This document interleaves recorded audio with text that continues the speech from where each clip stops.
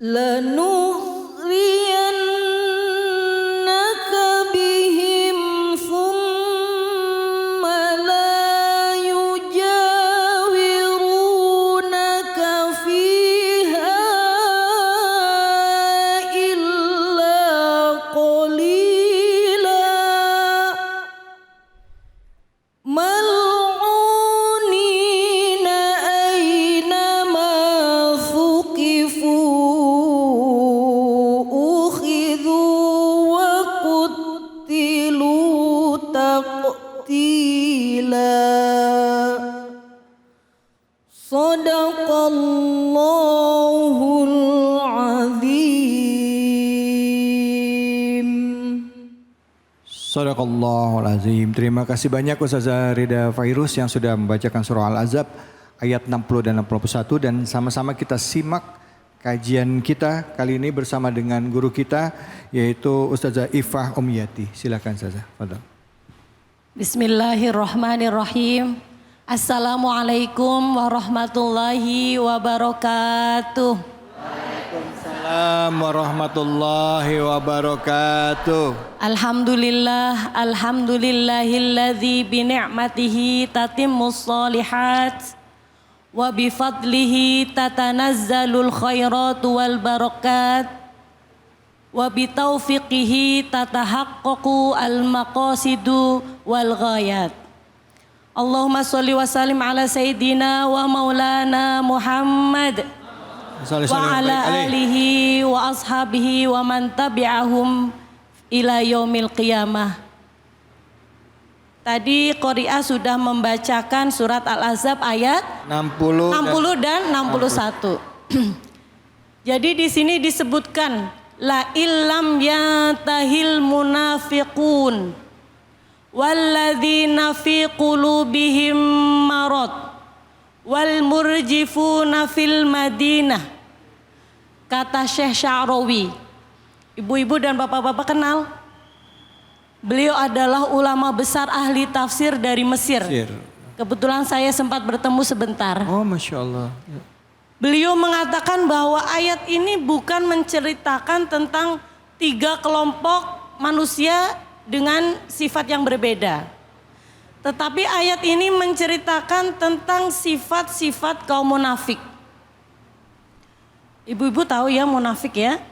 Gampangnya mungkin kalau bahasa Indonesia itu orang yang bukannya 2. Di depan lain, di belakang lain. Nah ini yang diceritakan adalah orang munafik yang seolah-olah kayaknya orang Islam. Tapi di belakang bawaannya iri aja. Bawaannya dengki aja sama orang Islam. Apalagi orang munafik. Orang munafik itu di depan Nabi seolah-olah orang yang paling percaya sama Nabi. Tapi di belakang bekerja sama dengan musuh untuk menghancurkan kaum muslimin. Itulah orang munafik. Orang munafik selain memiliki sifat seperti itu, yang 2 muka itu, juga di dalam hatinya itu ada penyakit. Walladzina fi qulubihim marad. Kalau penyakit yang di dalam hati berarti penyakit hati. Apa contohnya penyakit hati? Banyak ya Bu ya. Yang tidak bisa diobati oleh paramek ya Bu ya. Itu namanya penyakit hati. Penyakit hati itu ada dalam diri kaum munafik. Maka kalau orang merasa bukan orang munafik tapi menyimpan, memelihara, bahkan ikhlas-ikhlas saja di hatinya itu ada penyakit iri, ada penyakit dengki, ada penyakit sombong, maka dia menjadi temannya orang munafik. Kemudian apalagi diceritakan orang munafik itu wal murjifuna fil Madinati. Al murjifun itu orang yang menyebarkan fitnah. Kalau sekarang mungkin menyebarkan berita hoax. Siapa yang pernah menyebarkan postingan tanpa cross check dulu? Itu salah satu sifat yang disampaikan oleh Allah dalam surat Al-Ahzab ayat 60 ini. Kenapa bahayanya menyebarkan berita hoax ini? Karena dari sekedar menyebarkan berita bohong bisa terjadi kasus pembunuhan. Bisa terjadi perang saudara. Makanya disebutkan al-fitnatu asyaddu minal qatl. Karena menyebarkan fitnah itu bisa. Misalnya ada suami istri pergi jalan-jalan, kemudian karena istrinya mungkin pakai model baru gitu, akhirnya ada tetangganya, loh kok kayaknya dia sama istri baru gitu. Nah itu diceritakan kepada anaknya yang nggak terima bapaknya sama istri baru bisa itu melakukan kekerasan, bahkan bisa membunuh bapaknya. Naudzubillah min dzalik. Ini kenapa wal fitnatu itu asyaddu minal qatl. Dalam ayat ini kemudian disebutkan kalau orang munafik yang memiliki penyakit dalam hati, yang suka menyebarkan berita hoax, tidak berhenti, maka kata Allah lanughriyannaka bihim, maka Allah akan memberikan kekuatan kepada Rasulullah untuk memberangus mereka. Jadi orang munafik itu di dunia saja seperti itu. Sebenarnya Rasulullah itu sudah dikasih tahu ilmunya oleh Allah. Walaupun orang munafik tidak menampakkan kemunafikannya, Rasulullah itu tahu. Dan hanya sahabat Hudzaifah yang dikasih ilmunya oleh Rasulullah bahwa orang ini munafik, orang ini bukan. Sampai sahabat Abu Bakar, sahabat Umar penasaran, kasih tahu dong mana sebenarnya yang orang munafik, kan saya nggak tahu. Sahabat Hudzaifah tidak mau mengasih tahu karena ini pesan Rasul. Tapi sahabat Umar itu suka ngintip. Kalau ada orang meninggal, sahabat Hudzaifah nggak mau nyolatin, berarti ini orang munafik. Hanya begitu saja. Karena itu memang menjadi rahasia Allah dan Rasulnya. Kemudian di ayat 61 disebutkan mal'unin. Mereka orang-orang munafik atau orang yang nggak mengaku munafik tapi memiliki sifat seperti orang munafik, mal'unin atau terlaknat. Terlaknat artinya dikeluarkan dari rahmat Allah, tidak lagi mendapat kasih sayang Allah. Naudzubillah min dzalik. Itulah orang munafik. Kita tentu saja tidak ingin menjadi orang munafik. Karena itu tafsir secara kontekstual ini berarti sebenarnya undang-undang ITE, undang-undang terorisme sebenarnya sudah sesuai dengan ayat ini. Kenapa? Karena orang-orang munafik yang fi qulubihim marad, yang al-murjifuna fil madinati, kata Allah lanughriyannaka bihim. Mereka akan diberangus sebenarnya. Tapi kita jangan ikut-ikutan. Karena itu ada yang berwajib.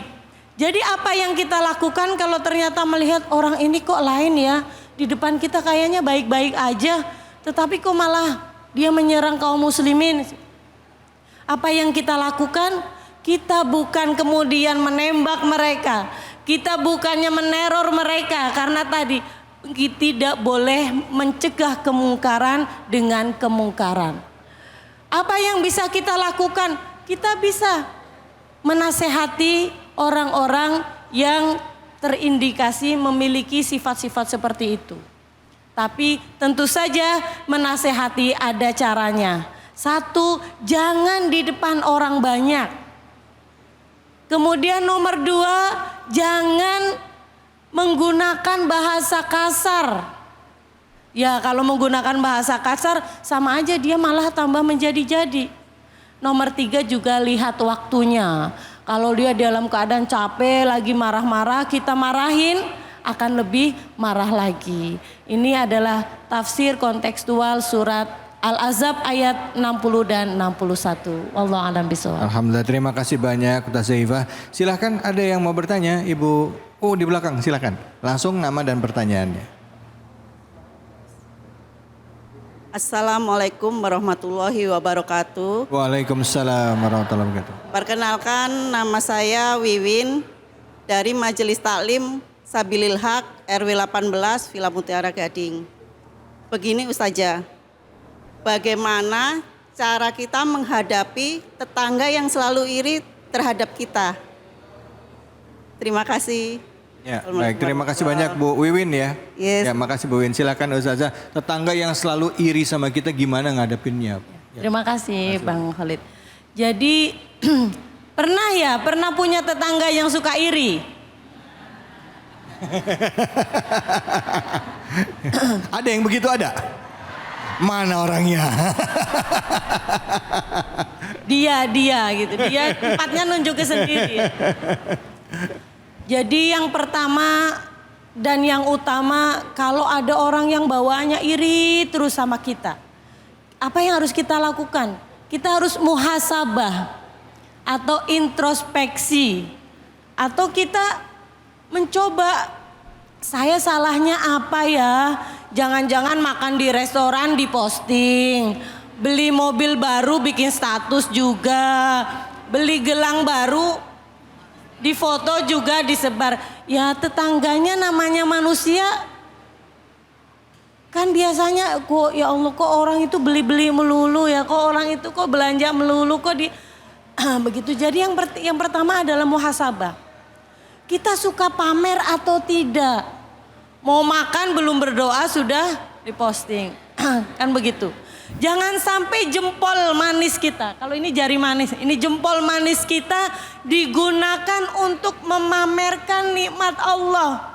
Jadi lain ya, ada tahadus binikmah, menceritakan nikmat dengan pamer. Kalau pamer itu seperti itu. Kalau tahadus binikmah itu ya alhamdulillah misalnya kita mendapatkan ini dengan cara yang baik. Tetapi kalau kita itu sudah manas-manasin, ini Bang namanya, manas-manasin, tetangga kita itu iri, ya berarti kita harus mengurangi. Kemudian ya kalau bisa jangan, ya jangan posting-posting lagi, anak saya cantik banget misalnya, itu diposting, semua sedikit-sedikit diposting setengah. Nah, setelah muhasabah misalnya, saya sudah berusaha kok udah ngurangi, itu misalnya. Sudah nggak pernah posting kalau lagi makan enak, beli baju juga nggak posting, malah saya ngurangi lah, nggak usah beli-beli dulu gitu. Karena pengen punya hubungan baik dengan tetangga. Bagaimana? Nah caranya pertama itu ya kita doakan ya. Doanya orang muslim kepada orang muslim kalau di belakangnya itu lebih mustajab. Jangan kalau ada orang nggak baik, lu mudah-mudahan kayak gitu, jangan, itu nggak baik. Berdoanya secara rahasia, secara diam. Nah kita doakan. Kok tetap aja. Nah kita kasih nasihat, kita ingatkan. Dengan cara yang baik, dengan cara yang ma'ruf. Nah tapi satu lagi kok tetap aja. Tetap aja sudah dibilangin, tetap aja. Ya mungkin itu sudah sifatnya. Kita sebagai orang yang memberi saran, memberi nasihat, tidak boleh memaksa. Karena laisa alaika hudahum. Rasul saja tidak berhak memberikan hidayah kepada orang, apalagi kita. Maka tugas kita adalah memberikan nasihat atau mengingatkan. Sudah. Bukan kalau nggak didengerin, lu kagak denger apa? Itu enggak. Tapi kalau kita sudah menjalankan kewajiban kita sebagai sesama muslim atau sesama tetangga, sudah mengingatkan dan ternyata orangnya tetap aja, maka kita serahkan kepada Allah. Bukan dengan cara memaksakan, bukan cara satu lagi, tidak boleh menghina. Ya, kalau menghina itu kita berarti tidak beda, berarti kita sama saja. Ya. Begitu Ustaz. Baik, alhamdulillah, terima kasih banyak Ustazah. Ya, makasih Ibu. Waalaikumsalam warahmatullahi wabarakatuh. Ibu kakinya pegel nggak setengah diri? Ya begitu ya Bu ya. Kadangkala kita suka lupa juga ya. Kadangkala kan yang namanya orang iri memang pertama punya penyakit di hatinya. Kedua kitanya juga ada andil. Kadangkala tadi katanya Ibu Ustazah, kita dapat rezeki ya bisa beli gelang emas, kita posting di media sosial. Alhamdulillah atas rizikmu ya Allah, kata gitu. Cuman tangan sama gelang emas ya gitu. Ya mesti dijaga-jaga ya. Kadangkala bersyukur itu nggak perlu diumbar ya. Dengan sikap, perbuatan, lisan kita, hati kita kepada Allah, insya Allah Allah Maha tahu ya Bu ya. Baik, terima kasih banyak Ustazah atas ilmunya, ibu-ibu semuanya ya, dapat ilmu bermanfaat luar biasa. Habis ini kita akan ngaji lagi sama guru kita yaitu Kiai Aib Saifullah. Tentunya hanya di sini di Cahaya Hati Indonesia.